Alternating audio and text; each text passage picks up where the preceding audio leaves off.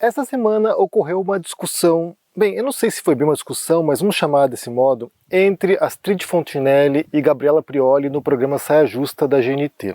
Eu quero ouvir com vocês aqui e depois debater alguns tópicos, porque isso rendeu, isso escalou, então vamos aqui ouvir primeiro e entender. Escutem. Vou para São João para dançar o forró, comer o amendoim cozido. Cheguei lá, era uma festa de axé. Não dá. Então, Não vou dá. entrar. Não Vai dá. lá, Gabi. Não dá pra você. E aí o que eu acho, Eu acho que não dá para o Brasil, não é Então, para mim, pelo meu gosto. Mas parte de um juízo subjetivo seu. O que você estava esperando era chegar lá e encontrar outra Mas é a coisa. festa de São João, O que amor. talvez as pessoas estivessem esperando é justamente o que foi oferecido. Eu acho que é muito legal a frase de o povo sabe o que quer, mas às vezes o povo quer o que não sabe, mas a gente precisa tomar cuidado com quem é que vai dizer o que o povo quer e não sabe. Porque senão a gente se coloca no lugar de dirigir o que as pessoas vão consumir a partir do nosso sentimento subjetivo. Acho que o que vale a pena pensar primeiro é o que é o São João tradicional. Porque o São João do Brasil, ele também bebe em fontes de um São João que vem da Europa com os colonizadores da tradição católica, que por sua vez bebe da fonte da tradição pagã que celebrava a colheita. Então, qual é o marco temporal que a gente vai estabelecer para dizer o que é A gente tradicional? talvez tenha um marco temporal para os livros de história, mas para mim, tradição não é só o livro de história. Tradição é prática. Mas então, não é é só a justamente o origem. que eu estou querendo dizer. É a prática, é Para o que mim ele se tornou quando ele chegou aqui no Brasil. O que você diz para mim a morte do meu mundo não é a morte do mundo. O fim do meu mundo não é o fim do mundo. Não tenho problema então, de as falar pessoas... para mim, porque eu estou dando a minha opinião, Sim, e minha mas opinião o que eu... não é a opinião de todo mundo, mas é a opinião de muita gente que quer manter a tradição e não quer perder essa parte da história, sobretudo nordestina, tão forte, tão bonita, que movimenta realmente muita coisa.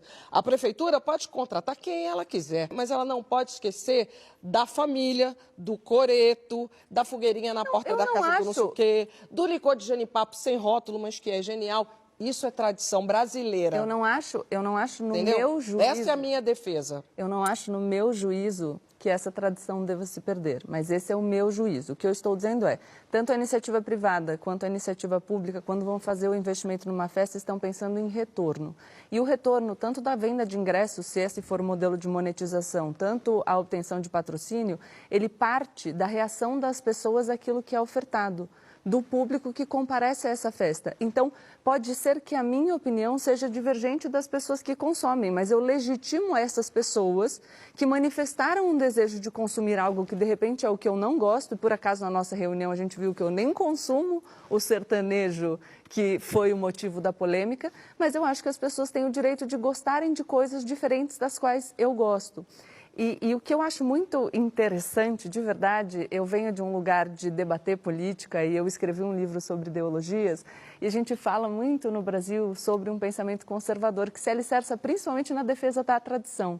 Então eu acho interessante como em determinados momentos, até uma visão mais progressista tem um apreço pela tradição.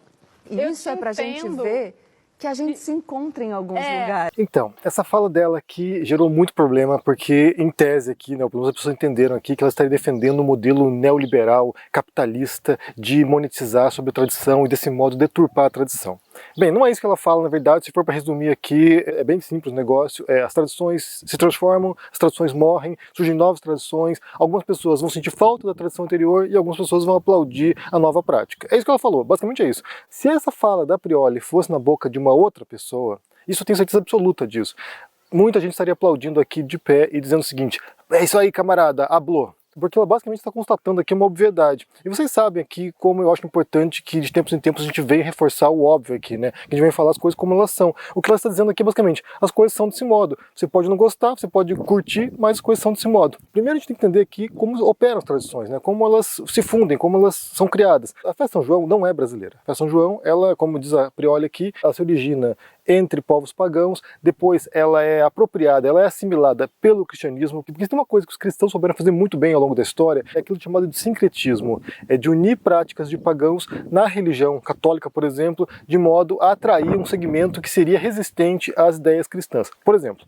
a Virgem Maria, né? O culto à Virgem Maria. Isso se deu ao longo da história cristã, mas principalmente quando eles tentam catequizar povos bárbaros e que tinham divindades femininas. Então, ao atribuir um caráter de divindade à Virgem Maria, eles conseguiram acessar esse segmento e, de certo modo, puxar para a religião também pessoas que, inicialmente, teriam outro tipo de visão sobre os deuses e conseguiram identificar na Virgem Maria uma divindade parecida àquelas que eles idolatravam, ou adoravam, ou reverenciavam. Então, assim, a Igreja Católica fez isso ao longo de toda a sua história e foi, de tempos em tempos, ali, assimilando cultura local, assimilando tradições locais para poder angariar mais seguidores, mais devotos. Fez isso com muitos mitos pagãos, com muitos rituais pagãos. O Natal é um rito pagão, né? O Natal era um rito romano que foi adaptado para o catolicismo, para o cristianismo e se torna essa principal, né? Uma das principais, pelo menos, festas católicas ou religiosas ou cristãs da tradição cristã. Então, sim, isso foi feito com o São João também. São João também era uma festa pagã que havia muita resistência para aqueles povos antigos abandonarem. O cristianismo assimila essa festa, reveste de caráter cristão, porque é uma festa que homenageia 3 santos, né? São João, que é a festa principal, São João, São Pedro e Santo Antônio, e essa festa se torna uma tradição católica ou cristã. Então, por exemplo, essa festa que as pessoas estão reverenciando hoje, ela tem essencialmente, ou pelo menos em grande medida, um cunho religioso. É uma tradição católica brasileira. E aí depois ela vai se mesclando com outras tradições. Por exemplo, a dança da quadrilha. Ela é inspirada nas danças da corte francesa, dos salões aristocráticos franceses. Isso é importado e introduzido na festa São João do Brasil, que não é uma festa exclusiva do Brasil, como eu falei. Você tem São João em Portugal, você tem João na Espanha, você tem São João em vários países da América Latina e tem no Brasil. É claro que o brasileiro acabou também trazendo novos elementos que vão se mesclando e criando uma identidade própria para essa festa, mas nem sequer é exclusiva do Brasil. Então, essas mudanças que se deram ao longo da história representaram, em certos momentos, a morte de uma tradição. Então, imaginemos aqui povos pagãos vendo as suas práticas, as suas tradições, dando lugar para uma nova prática revestida de ares religiosos. Houve a morte de uma tradição no momento e o nascimento de uma nova tradição envolta no ideal católico, naquele caso. E depois você tem essa assimilação de outros elementos. É assim que se dá com muitas outras tradições. O Natal, por exemplo, como eu falei, uma festa pagã que se torna uma festa religiosa cristã e depois, com o passar do tempo, vai unindo outros elementos, né? O Papai Noel, por exemplo, Santa Claus, que também é um santo católico, vai unindo outros elementos até um ponto que se torna uma festa ou uma celebração capitalista, né? Hoje em dia o Natal é capitalista, é a principal época de venda das lojas no mundo inteiro. É quando as pessoas vão para as ruas, vão para as lojas, vão para o shopping center gastar rios de dinheiro para movimentar a economia e para presentear pessoas que amam. Muitas vezes nem sequer se lembram que é uma celebração religiosa. Ou a Páscoa, por exemplo. A Páscoa também era uma festa judaica que celebrava quando os judeus deixaram o Egito e deixaram o cativeiro no Egito, né, a escravidão no Egito. Depois torna uma festa cristã, com a morte e ressurreição de Jesus. E por fim se torna uma festa capitalista, quando as pessoas vão para o supermercado comprar ovos de Páscoa e gastar R$100 no ovo de Páscoa, no ovo de chocolate. Então, assim, todas as tradições elas vão sendo moldadas e mescladas e assimiladas e transformadas ao longo de sua história, né? Basta pensar, por exemplo, também na própria história da religião católica.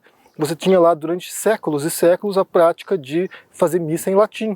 E aí, de repente, num certo momento, século XX já, né? Século XX, você tem o Concílio Vaticano II, quando se reúne e decide, não, agora, a partir desse momento, as missas serão rezadas nas línguas próprias dos países, né? Vai ser rezada em português, em espanhol, em francês, em italiano, em grego, em inglês e assim por diante. Então, isso foi feito de modo a popularizar a religião e tornar mais acessível também aos fiéis, né? Então, assim, atendendo às demandas da época, do novo tempo, isso leva a transformações de religião profundas, porque muita gente ficou com saudade da missa em latim. Inclusive, tem tradicionalistas hoje, católicos, que gostariam de reverter o Concílio Vaticano II para que voltasse a ter missa em latim nas igrejas. Então, é uma prática que transformou, uma tradição que foi mudada e que foi muito chocante para muita gente. Ou, por exemplo, a Bíblia também, no idioma nosso, né, por exemplo, em português, que você possa hoje ler a Bíblia, ou você possa, sabe, ter o texto evangélico ali, né, os evangelhos do Novo Testamento em português, isso também foi uma transformação que se deu ao longo da história. Durante muito tempo, a Bíblia era em latim, latim, a Vulgata, né, chamada Vulgata, a Bíblia em latim, e de repente você tem uma ruptura, que foi uma grande reforma religiosa, né, que vem a reforma protestante, por exemplo, e rompe com esse monopólio do conhecimento da Igreja Católica, dessa tradição católica, e cria uma vertente nova na qual as pessoas podem, cada um de nós poderia acessar o texto sagrado, o livro sagrado, e poder ler e poder compreender o que está escrito ali. Então, assim, essas tradições, elas vão se transformando, elas vão sendo rompidas. Inclusive, a Prioli nem sequer defende essa ruptura, né? Ela diz ali claramente, olha só, eu sou alguém que não sou muito de acordo com isso, não, eu preferia como fosse o modelo anterior. Da, sei lá, a festa junina como ela sempre foi, a festa São João sempre como ela foi. Mas isso não quer dizer que as coisas não vão se transformar.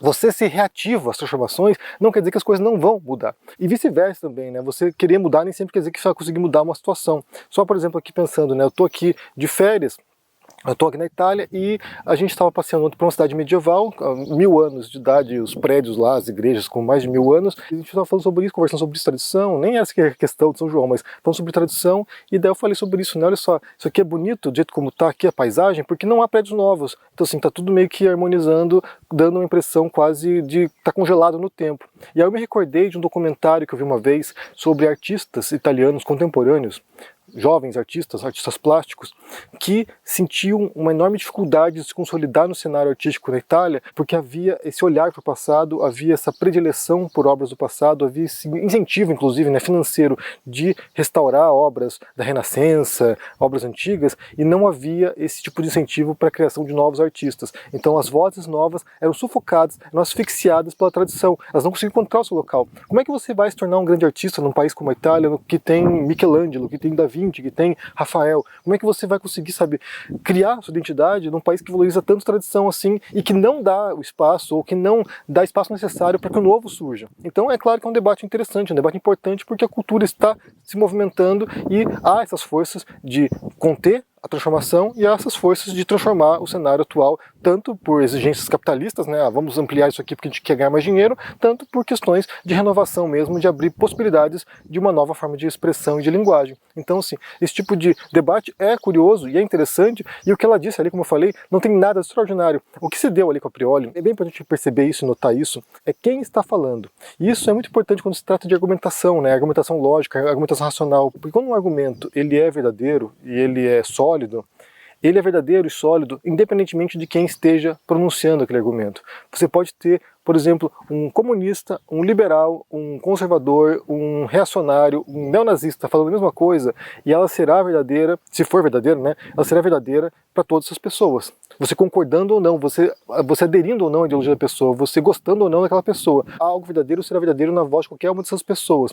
Porém, na prática, né, o que a gente observa não é bem isso. O que a gente observa na prática é que você tende a neutralizar pessoas que você despreza, ou que você não gosta, ou que você odeia, você tende a desprezar o que ela diz, e você tende a acolher de maneira acrítica aquilo que a sua ideologia propaga. Então, assim, às vezes falsidades ditas por pessoas com as quais você concorda naturalmente tendem a ser aceitas sem avaliação crítica, enquanto você tende a criticar falas verdadeiras de pessoas das quais você discorda. Ao longo dos últimos anos, houve muitas razões para as pessoas desprezarem a Prioli, algumas razões fictícias, outras até mais plausíveis, mas ela acabou criando essa imagem de uma pessoa arrogante e que defende certos valores neoliberais, como eu falei no começo aqui. Mas a fala dela está corretíssima, a fala dela é como as coisas se dão desse modo, e é assim.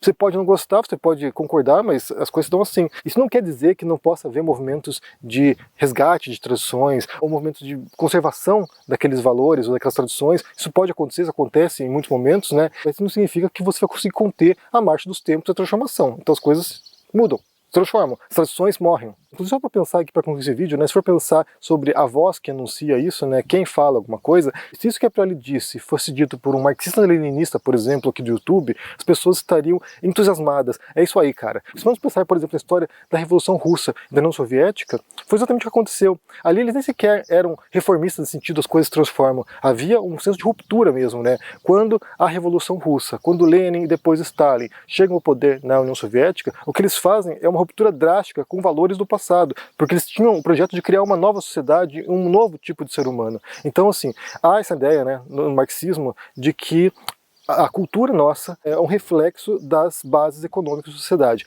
Você vai ter leituras mais deterministas ou menos deterministas, dependendo do autor, mas é basicamente a ideia que tem, né? Você tem uma base econômica que vai gerar um conjunto de ideias que vai contribuir para manter aquela base econômica e legitimar aquela base econômica. Então, por exemplo, se a gente for pensar na tradição, a tradição ela serve para reforçar essas bases, essas estruturas sociais vigentes, essas estruturas econômicas vigentes, inclusive. Então, quando a Revolução Russa, o que fazem, por exemplo, é perseguir as religiões ou suprimir as religiões. Na União Soviética foram destruídas mais de 6.000 igrejas e as outras 1.000 igrejas remanescentes elas foram transformadas, elas foram readaptadas para outros propósitos. Mais de 100.000 religiosos foram executados durante o regime e festas religiosas foram abolidas. O Natal, por exemplo, o Natal foi abolido e depois, percebendo que havia essa demanda da tradição, entre aspas, aqui das pessoas, que elas queriam essa festa de fim de ano, eles reintroduziram uma nova festa, que era uma festa cívica para comemorar o fim do ano, mas não era uma festa religiosa. Então, assim, todas as festas religiosas, todas as festividades religiosas foram abolidas, simplesmente abolidas porque havia essa noção de que a religião era retrógrada e que a religião perpetuava certos valores que não faziam mais sentido nessa nova sociedade. Basta pensar na frase famosa do Marx, que a religião é o ópio do povo, ou seja, é um tipo de uma droga que era usada para embotar, né, para anestesiar as pessoas, de modo que elas não pensassem nas forças que as oprimiam. Então, se for pensar em movimentos revolucionários, não apenas a Revolução Russa, mas a Revolução Francesa também, que também perseguiu sacerdotes, que também destruiu igrejas, que também destruiu, sabe, monumentos do passado, os movimentos revolucionários, eles são de ruptura com a tradição para que uma nova ordem seja instaurada. Então, assim, se você for adepto de alguma ideia revolucionária, você não apenas tem que aplaudir a fala da Prioli, como você é muito mais drástico em suas mudanças, de modo a romper com o passado, de modo a romper com forças que perpetuam sistemas de opressão, sistemas de controle das pessoas, ou sistemas de controle moral ou ético, ou de interação das pessoas. Para mim faz pouco sentido, por exemplo, pensar que alguém revolucionário defenderia uma festa tradicional católica no Brasil. Então, assim, só para a gente entender aqui como as coisas se situam, né? Mas, mais uma vez, reforço aqui que o problema não está na fala dela, porque a fala dela é uma obviedade, ela simplesmente está afirmando as coisas como elas são. Então, assim, você gostando ou não, é como as coisas se dão, mas o problema está em quem pronunciou isso, né? As pessoas odeiam a Prioli hoje, em boa parte do segmento da esquerda radical, mas também em boa parte do segmento da esquerda progressista, simplesmente despreza a Prioli e aquilo que ela fala cai mal sendo verdadeiro ou falso. As pessoas simplesmente não querem mais aceitar o que ela diz. Bem, eu quero saber o que vocês pensam sobre essa história aí, essa história da tradição, qual é o limite de preservação ou de transformação das tradições, se você acha que é possível conter a marcha dos tempos e preservar certas tradições, mesmo o mundo mudando de maneira drástica muitas vezes, como é que você entende isso? Se você acha que a Prioli está errada na afirmação dela, na obviedade que ela disse, né? E por quê? Explique aqui no comentário. E como você lida com essas tradições, né? Como é que você lida com essas festividades católicas ou cristãs que são presentes, são onipresentes no Brasil? Tem muitos feriados católicos no Brasil. Como é que você lida com isso? Se você celebra ou não, deixa aqui embaixo no comentário, deixa o joinha, se inscreva aqui no canal, se torne um membro ou um apoiador para tomar força e também aproveite para conferir meu livro com Carolina Arcari chamado Olga Descobre a Democracia, que é um livro infantil ensinando conceitos políticos para as crianças. Confira aqui, link na descrição, se cuide por aí, um forte abraço e até mais. Tchau! E aí, meus amigos e amigas do canal do Henri Bugalho, eu sou Eduardo Moreira e tenho um convite especial para fazer para vocês. No dia 27 de junho, uma terça-feira, às 8 horas da noite, no horário de Brasília, um dos maiores intelectuais do mundo, Domênico de Masi, que escreveu O Ócio Criativo e vários outros livros sobre essa questão do trabalho, vai dar uma aula gratuita aqui no ICL e a gente ao vivo vai debater com especialistas esse tema junto com vocês. Para vocês se inscreverem é muito simples, só clicar no link aqui em cima ou aqui embaixo e gratuitamente, em poucos segundos, vocês vão estar inscritos. A gente conta com vocês nessa aula e também com a sua ajuda para divulgar para todo mundo que essa aula vai acontecer. Até lá!